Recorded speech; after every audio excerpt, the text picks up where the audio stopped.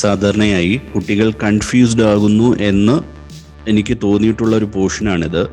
അതായത് negative powers വരുന്ന നമ്പറുകളെ എങ്ങനെയാണ് സോൾവ് ചെയ്യുന്നു എന്നത്.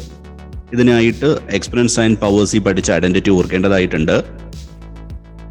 a raise to minus n equal to 1 a raise to n എന്ന് നമ്മൾ പഠിച്ചിട്ടുണ്ട്. അതിവിടെ യൂസ് ചെയ്യുക.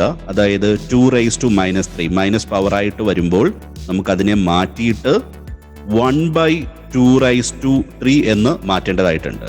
പിന്നെ അതോടൊപ്പം തന്നെ മൾട്ടിപ്ലൈ ചെയ്യേണ്ട നമ്പർ മൾട്ടിപ്ലൈ ചെയ്യുക.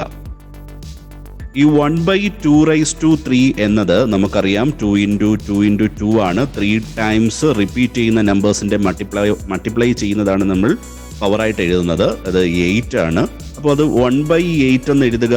അതുപോലെ 24 കൊണ്ട് മൾട്ടിപ്ലൈ ചെയ്യുക, കട്ട് ചെയ്തിട്ട് അതിൻ്റെ ആൻസർ 3 എന്ന് നമുക്ക് എഴുതാനായിട്ട് കഴിയും. ഇത്രയും സിമ്പിളാണ്. ഇതിപ്പോൾ 2 റൈസ് ടു മൈനസ് 3 എന്ന് വന്നു.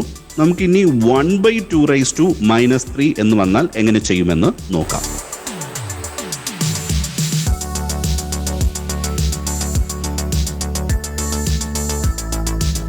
1/2 റൈസ് ടു മൈനസ് 3 ചെയ്യാനായിട്ട് നമ്മൾ ചെയ്യേണ്ടത് 1/a raise to minus n equal to a raise to n എന്ന ഫോമിൽ മാറ്റുക. അപ്പോൾ നിങ്ങൾ നോക്കുക, നമ്മുടെ നെഗറ്റീവ് പവേഴ്സ് വരുവാണെങ്കിൽ നമ്മൾ സോൾവ് ചെയ്യാനായിട്ട് ആദ്യം ചെയ്യേണ്ടത് അതിനെ പോസിറ്റീവ് പവേഴ്സ് ആക്കി മാറ്റുക.